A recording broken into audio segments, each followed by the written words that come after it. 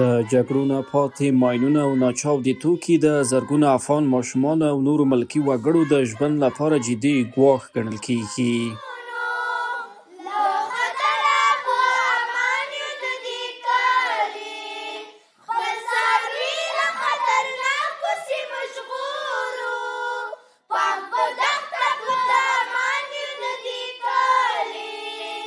د ماین پاکۍ نړیواله ورځ لمانځل کېږي.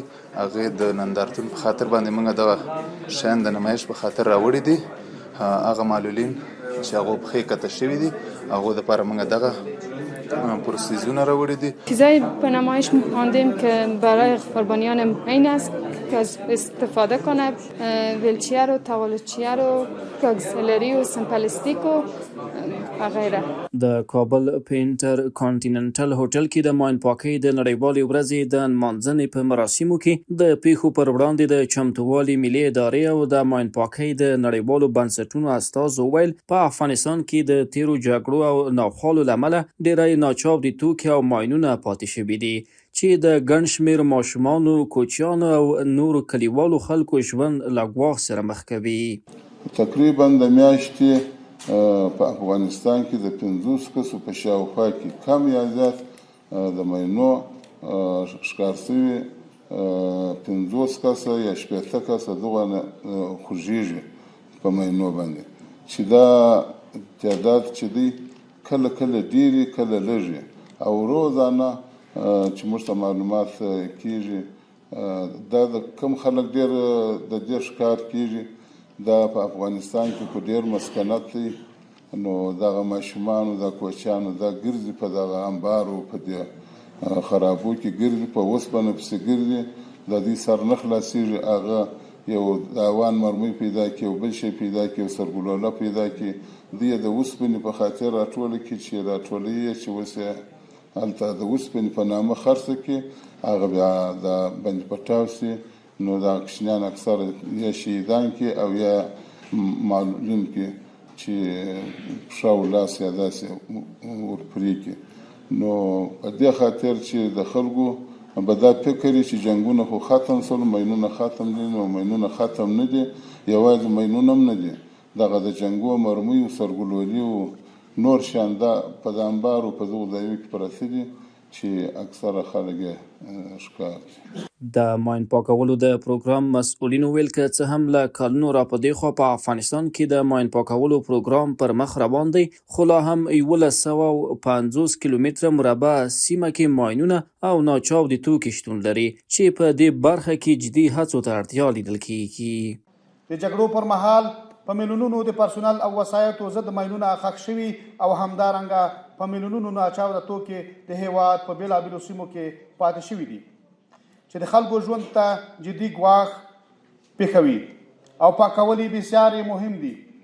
د ماین پاکۍ پروګرام په تېرو 35 کلونو کې توانېدلی چې د ماین پاکۍ ملي معلوماتي بانک کې ثبت شویو ټولو 5133 کیلومتره مربع ککړو سیمو څخه 3993 کیلومتره مربع ساحه پاکه کړي او له بده مرغه اوس هم 1150 کیلومتره مربع ککړې سیمې شته چې د پاکولو لپاره مالی ملاتړ ته اړتیا لري. د راپورونو په بنسټ تر اوسه تقریبا 50,000 بېګناه خلک او هیوادوال د ماین او ناچاوده توکو له امله په شهادت رسېدلي دي او یا هم معلول شوي دي چې تقریبا 80% کوچنیان دي. د اقتصاد وزارت مرستیال د ماین پاکولو له ادارو څخه مننه وکړه او ویل کله چې کرنیزې او نورې ځمکې له ماینونو پاکیږي د هېواد د وګړو په اقتصادي پیاوړتیا هم مثبت اغیزه کوي. زمین‌های بیشتر وقتی پاکسازی میشه برای زراعت، برای ساخت و ساز به خصوص در حوزه زیربناها و زیرساختها آماده و مساعد میشه. بنابراین خود این روند میتونه در رشد و توسعه اقتصادی کشور مهم ارزیابی شود.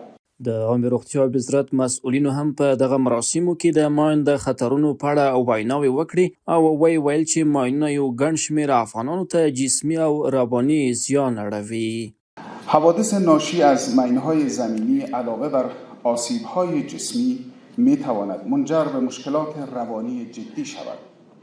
قربانیان و خانواده‌های آنان ممکن است با اختلالات روانی مانند اضطراب، افسردگی و اختلال و استرس پس از سانحه مواجه شود.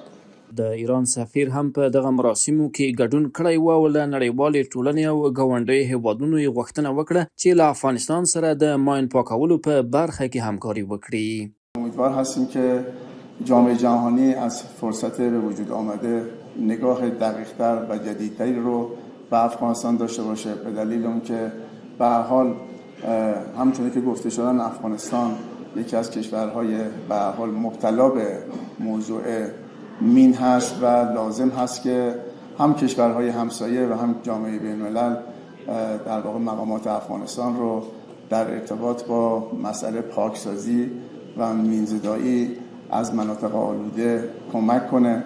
د چاپیریال ساتنې د ملي ادارې رئیس وویل چې د نړۍ زورواکي هیوادونه نورو هیوادونو ته جګړې او بدمرغۍ وړي او بیا یې د ورځو لمانځنه کوي.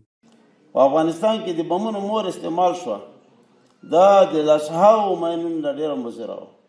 افغانستان تر اوسه پورې که موږ ووایو چې د ماین پاکۍ په سلسله کې دي یا د مختلفو امراضو په سلسله کې دي یا دلته چې کوم ممنوعه او وسلې او بارود استعمال شوي دي، د هغې نه چې په افغانستان کې کوم مختلف امراض پیدا شوي، دا د چا د خوا نه پیدا شوي؟ د زورواکانو د زورګویانو د خوا نه پیدا شوي. باید دې باندې که نړیوال تصمیم ونیول شي، دا په سلهاوو کلونه واخلي او داسې نوي دولتونه نوي ملتونه ته به نوي ورځې په لاس ورځي چې هغوی لمانځي او په هغه باندې بیا پاڅېږي او واویلا به کوي چې اله موږ سره په دې کې کومک کوي، موږ سره په دې کې کومک وکړي. هغوی به دا ټول مسایل به د سیاست پورې تړي. په دغه مراسمو کې ویناوال وویل چې له جګړو وروسته یوازینۍ بده پدیده چې د افغان ماشومانو او یا نورو هیوادوالو ژوند ګواښي ماینونه او ناچاودي توکي دي او له نړیوالو بنسټونو یې غوښتنه وکړه چې د ماین پاکولو په برخه کې خپلې هڅې ګړندۍ کړي.